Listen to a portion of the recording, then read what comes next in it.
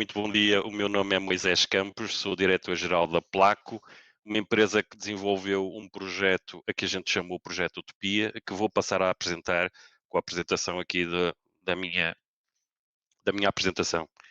Hum,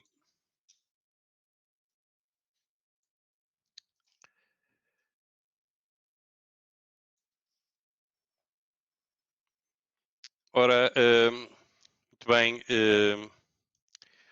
O projeto Utopia, a Placo, aliás, é uma empresa que está no Distrito de Braga.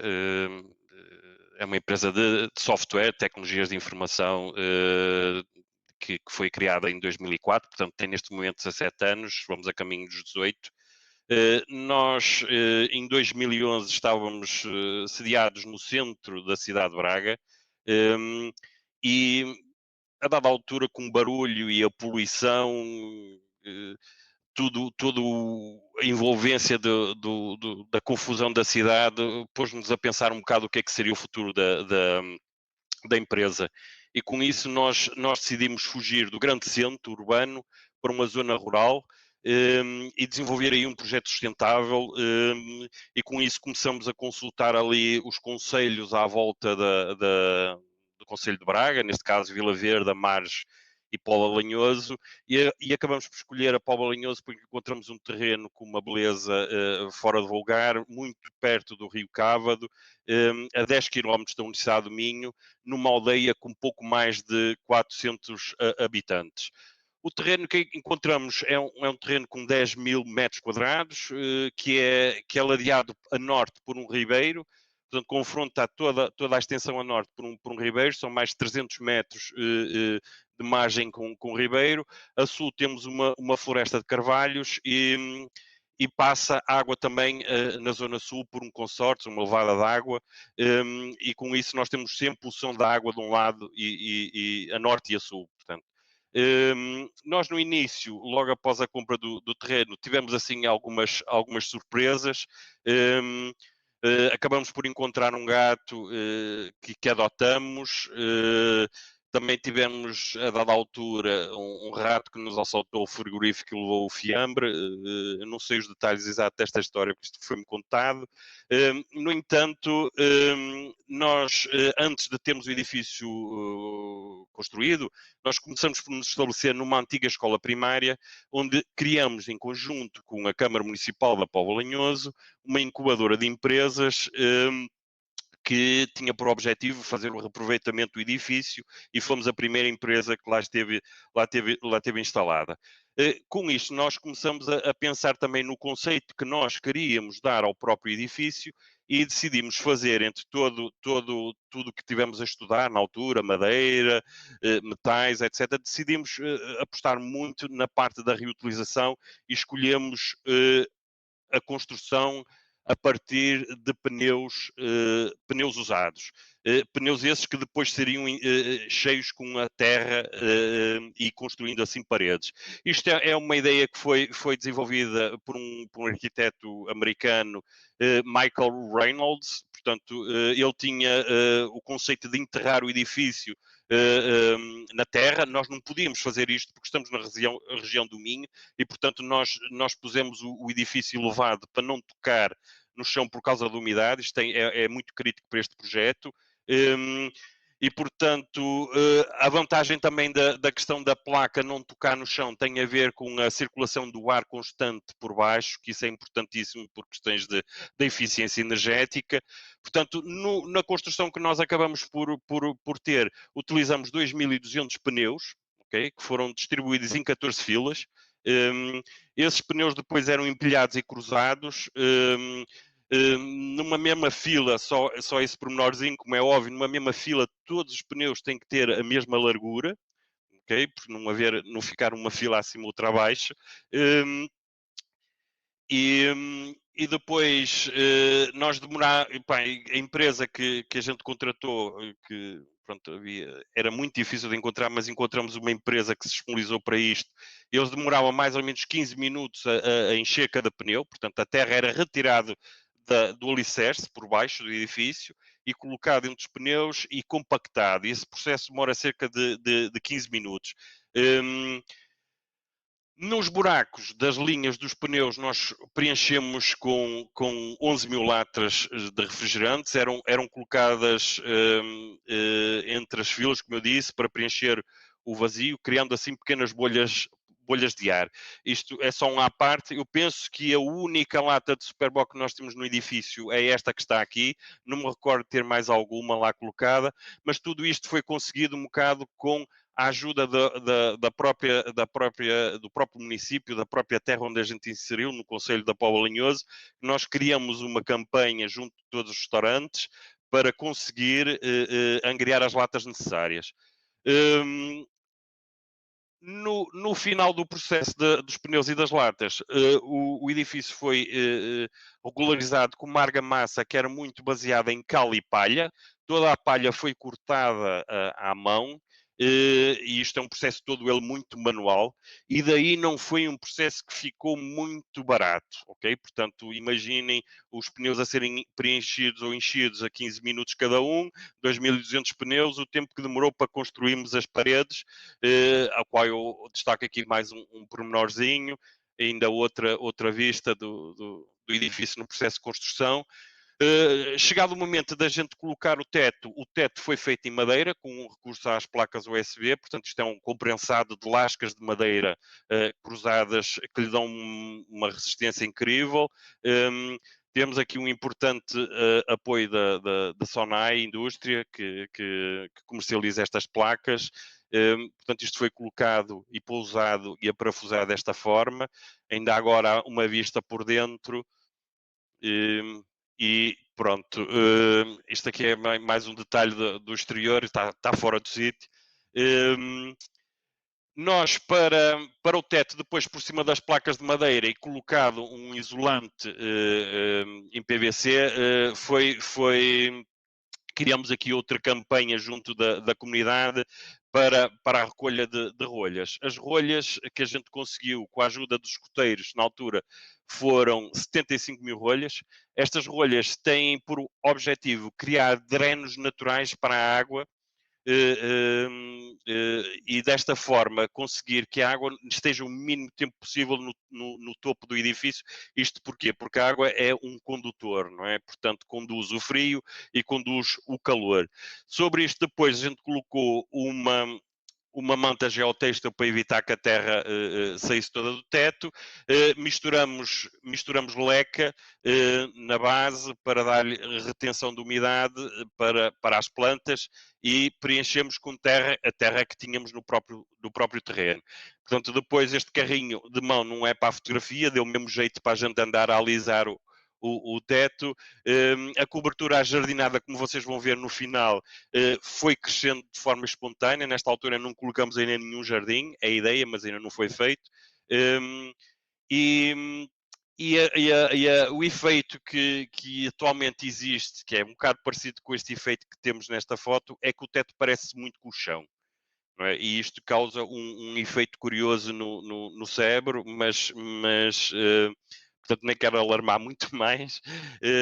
Nas paredes acabamos por optar por um revestimento de cortiça, portanto é considerado dos melhores capotes do mundo. As placas eram coladas literalmente à parede. A cortiça é muito resistente.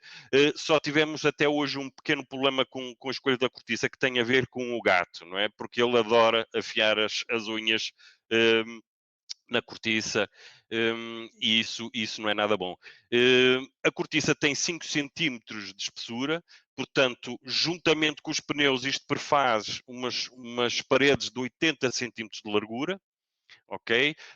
Tivemos também aqui o apoio, e deixo já o agradecimento também à América Amorim pela cedência e apoio na parte da cortiça.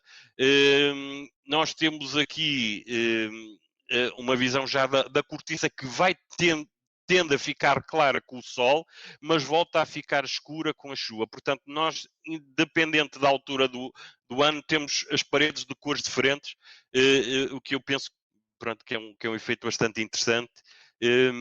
para tudo isto. No chão, acabamos por recorrer ao linóleo, portanto, que é uma aplicação que é feita exatamente como ao vinil, só que não é um derivado de petróleo, portanto, o linóleo é obtido por uma planta, planta da linhaça, não é? Portanto, é um têxtil e deu um efeito muito interessante a todo o acabamento, porque não ocupa muito espaço de altura, que era um problema que nós acabamos por ter tecnicamente no edifício. Para as paredes, nós recorremos a um outro comprensado, que é, que é obtido pelos restos de desmembramento dos carros para a sucata, portanto, estamos a falar de tabliers, os tecidos do teto, etc. Isto é tudo comprensado e dá estas placas. A eles chamam-lhe Cortec, é um produto espanhol, e aplica-se exatamente como às placas de pladur. Portanto, todas as paredes no interior foram revestidas com estas placas.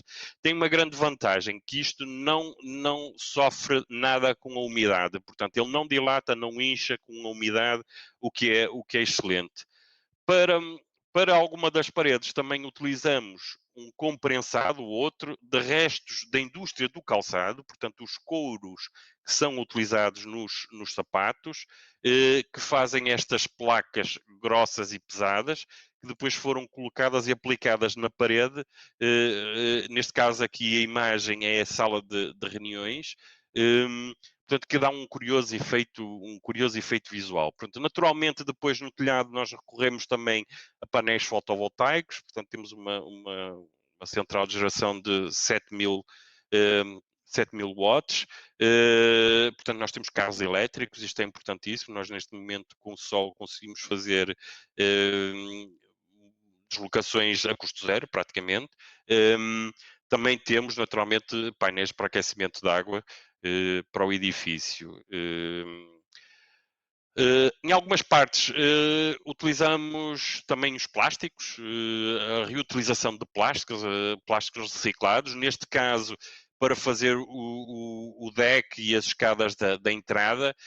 A cor preta advém do facto do plástico que advém que foi reciclado, vem dos para-choques de carros.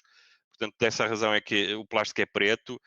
Isto trabalha-se da mesma forma que a madeira, mas não tem qualquer tipo de manutenção depois de montado. Isto é, ela não é preciso pintar, não apodrece, não se deteriora. Pronto, é todas as desvantagens do plástico convertido numa grande vantagem. Portanto, noutra área, eu estou a tentar acelerar muito a apresentação para conseguir cumprir os meus 20 minutos e por isso é que estou a falar assim muito rápido, mas peço desculpa. No final da construção, surgiu aqui a hipótese da gente colaborar com a Zaifo, que disponibiliza, portanto, a Zaifo é uma empresa que foi criada em resultado de uma invenção do engenheiro português, que ganhou aqui um concurso de inovação da EDP. Portanto, a ideia dele era fazer um reaproveitamento da água do banho, né, que quando vai pelo ralo, passa pelo equipamento que ele inventou e vai aquecer a água fria que vai para o chuveiro. Portanto, isto tem graus de recuperação que vão dos 30% aos 70% do calor, portanto é extremamente útil para chuveiros, porque nós temos efetivamente chuveiros aqui no edifício. E é outra das grandes ideias que só foi possível a gente aplicar no edifício porque todas as canalizações estão à vista, tanto a parte elétrica como a própria canalização está à vista por baixo do edifício. E, portanto, é possível facilmente fazer manutenções ou reparações ou incrementos à estrutura que temos. Outra coisa que nós fizemos, outra atividade que nós fizemos em conjunto com a comunidade, prendeu-se com a criação de candeeiros que utilizamos no próprio edifício. Portanto, nós recorremos aqui a uma série de associações locais, portanto, associações de deficientes, ora visuais, ora fora de outra natureza, e os candeeiros, nós chamamos a isto a campanha de dar luz à utopia, e os candeeiros foram construídos por invisuais e depois pintados por associações locais de solidariedade social, neste caso a ASIS e a Casa de Trabalho de Fonte Arcada, e o resultado é este que estão a ver. Portanto, estes candeeiros são utilizados depois em 3 divisões, 4 divisões do edifício, e acho que tem um efeito e uma história bastante interessante. Um, a nível da eficiência energética do edifício, ele tem um comportamento muito interessante, principalmente pelo facto de a largura das paredes não dá uma eficiência muito boa, o que permite é aumentar a inércia, ou seja, o que está no exterior demora muito tempo a chegar ao interior. Agora, a desvantagem é que o que está no interior demora também muito tempo a sair. Portanto, se estivermos com o edifício a ser utilizado por poucos colaboradores, como acontece agora, nós nem precisamos de ar-condicionado no verão, que é o que aconteceu, por exemplo, neste verão, que não tivemos qualquer necessidade de recorrer a ar-condicionado. No entanto, quando há muita gente nas divisões, o que acontece é que rapidamente se gera calor que depois não se dissipa para fora. Portanto, a não ser que a gente abra alguma janela, portanto, tem esse efeito, ou seja, o calor não se dissipa e, portanto, fica e armazena-se facilmente no edifício. Portanto, nós, na área circundante, tentamos criar um jardim com árvores autóctones. O objetivo era que fossem todas de folha caduca, e é o que está. Esta vantagem é que cria aqui um ar-condicionado natural que faz com que as folhas no verão não deixem passar o sol ou o sol bater nas paredes, e no inverno, com as folhas caídas ou sem folhas, o sol bate nas paredes e acaba por aquecer o edifício. Naturalmente que isto é o melhor sistema de ar-condicionado que existe, tem uma pequena desvantagem que se prende exatamente com o facto da gente ter que esperar que as árvores cresçam. E pronto, esta foto foi tirada no ano passado, portanto este ano já está melhor um bocadinho, mas ainda temos que esperar mais algum tempo para que o resultado seja o esperado. No interior houve alguns pormenores de construção que eu gostava de destacar. O mais curioso, se calhar, é este relativamente ao lixo orgânico e à reciclagem de óleos, bem como a compostagem. Portanto, junto à máquina de café, nós temos uma tampinha onde vai o lixo para a compostagem. A do meio é para a reutilização de óleos, para a reciclagem de óleos, e o que está mais próximo do lavatório é o que é normalmente utilizado para os lixos orgânicos. Portanto, nós produzimos muito pouco lixo. Temos a questão de pessoal comer e fazer refeições no edifício, portanto, temos essa vantagem. Neste momento é uma empresa de catering que nos traz todas as refeições diariamente, mas de futuro pretendemos ser nós também a cozinhar no próprio edifício, tendo em conta que temos uma horta no próprio espaço a produzir em modo de produção biológico, como vamos verificar. Como uma empresa de tecnologia que somos, tivemos que inventar muita domótica, há muita fialhada e muita coisa feita a nível de sensores, tanto de abertura de portas como das luzes, como era de esperar, só que foi tudo assim um bocado artesanal e feito um bocado feito por nós.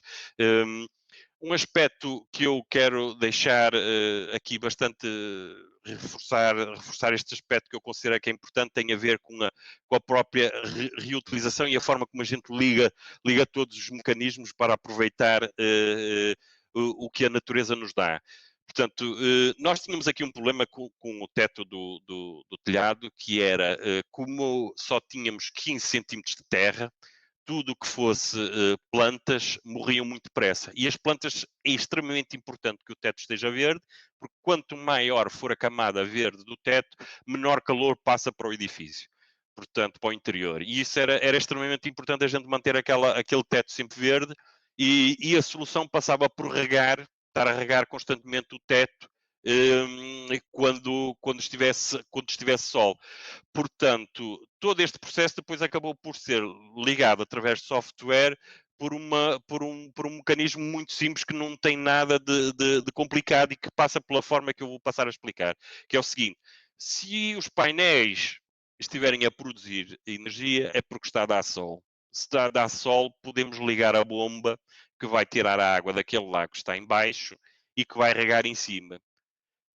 A água que cai em cima é depois canalizada de volta para o lago. Portanto, nós fazemos esse aproveitamento. Portanto, nós estamos aqui num ciclo, tirando a evaporação, nós não estamos a consumir eletricidade nenhuma, nem estamos a utilizar nenhum recurso ou a consumir carbono. Volto a referir, tirando a água que se evapora, que é a única coisa que não conseguimos recuperar. Mas é um processo interessante porque se não estiver a produzir sol, se não estiver a produzir eletricidade, perdão, pelos painéis, nós não temos qualquer necessidade de estar a regar o teto. Portanto, há aqui uma ligação muito interessante que foi combinada, volto a dizer, com recurso a software. Tivemos que puxar um bocado pela imaginação, mas no fundo é saber se os painéis estão a produzir ou não para ativar o sistema de rega de X em X minutos, portanto, e já vamos ver aqui à frente uma foto do resultado disto, que é bastante interessante. Vocês também podem notar nesta fotografia que nós temos ali algumas estufas. Portanto, como eu disse, isto foi um terreno que tem 10 mil metros quadrados e o edifício tem 250 metros quadrados. Portanto, nós, a dada altura, quando já tínhamos o processo do edifício em construção, nós começamos a olhar à volta e começamos a pensar o que é que havíamos de fazer com o resto do espaço. E ocorreu-nos a ideia de, por que não, uma exploração agrícola em modo de produção biológico, e acabamos por escolher um viveiro de plantas aromáticas, que era algo que a nível pessoal me cativou e ainda continua a apaixonar. Nós temos a grande vantagem de termos sermos uma empresa de tecnologia e de software. Portanto, nós criamos uma loja online para fazer o escoamento e correu bastante bem todo o negócio. E isto também eu ressalvo um bocado este exemplo, porque que é importante aqui destacar que com alguma imaginação é sempre possível a gente criar boas oportunidades de negócio nas zonas rurais e combinando conceitos, naturalmente, mas tendo resultados muito, muito interessantes e positivos para todos. Portanto, esta é uma imagem que foi tirada na semana passada, portanto, é já o edifício eh, no seu estado atual. Portanto, podem verificar agora que a vegetação cresce com fartura no teto, à custa do sistema de rega, porque tivemos efetivamente um primeiro ano em que aquilo parecia um deserto, ficava muito quente mesmo, e depois tinha o problema que durante a noite não era suficiente para arrefecer, ou seja, aquilo funcionava como uma pilha de calor. Não é?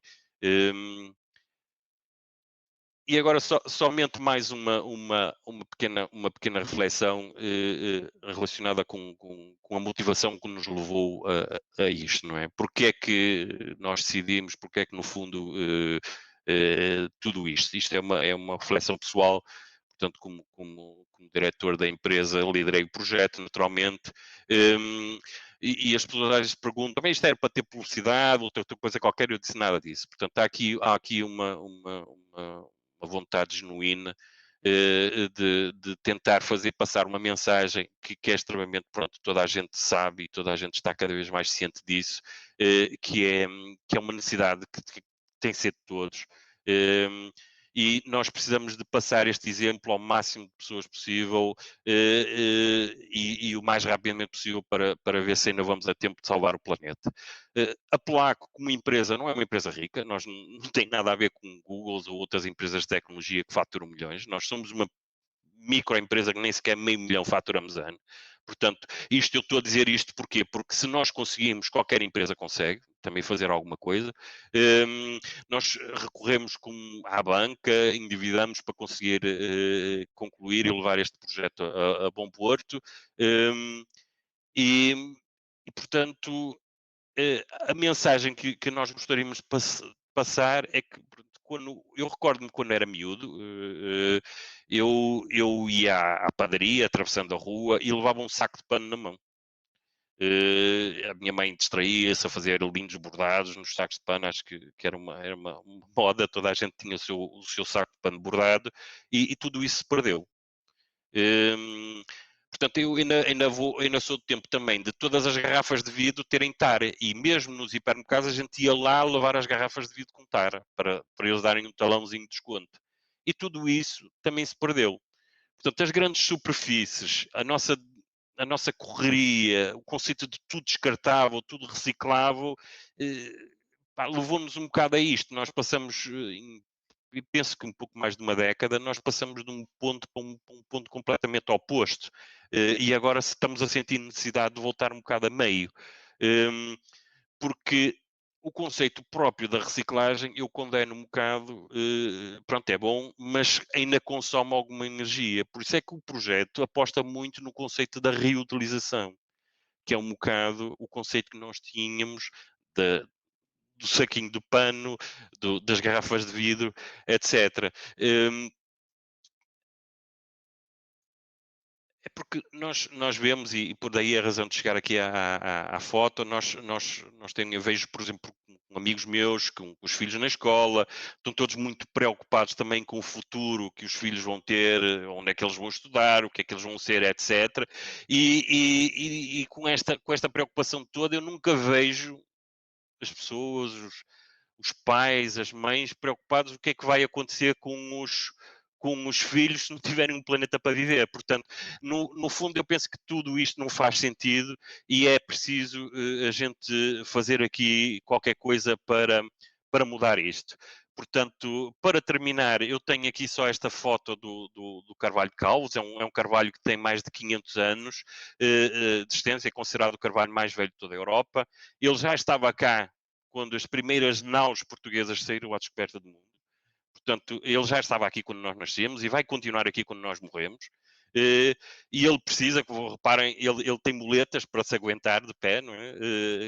Parece um velhinho, pronto. Nós somos capazes de coisas incríveis quando queremos para preservar a natureza e o meio ambiente. O que é que nós precisamos mais para salvar o mundo? É de um pequeno gesto de todos, pronto, é uma pequena muleta. E essa muleta será muito mais pequena do que, se calhar, as muletas que nós temos ali no Carvalho de Caos. E pronto, e deixo só esta reflexão para deixar também agora aqui um pequeno vídeo que nós temos do time-lapse de toda, de toda a apresentação.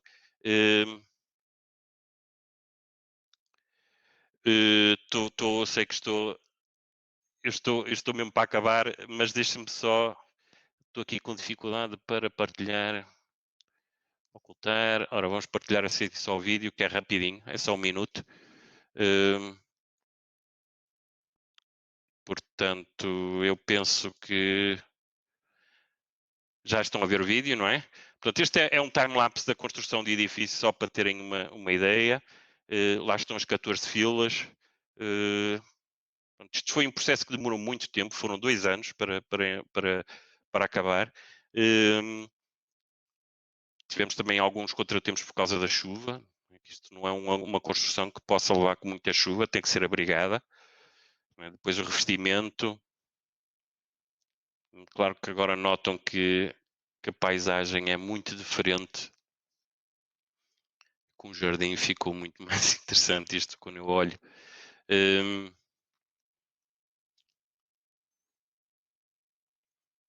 As vigas de madeira do teto que vão ver agora, elas pousaram diretamente nas paredes. Portanto, elas eram tão largas que não havia necessidade nenhuma de ter outra estrutura. Portanto, lá está a tela. Que o que vem em cima é um lago. Portanto, foi aquilo durante não sei quantos meses, teve aquilo em carga, portanto, cheio de água, que para pesar bastante, para ver se o teto aguentava. E agora a colocação da cortiça. Portanto, começa de baixo para cima, por causa do alinhamento.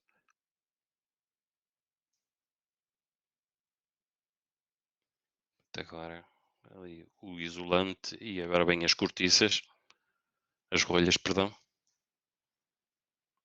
E finalmente temos a terra. Portanto, e é isto o edifício. E o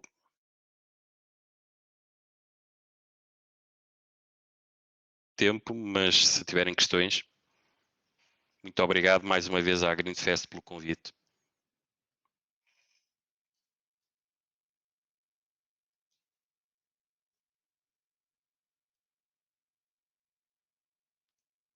Ok, obrigado.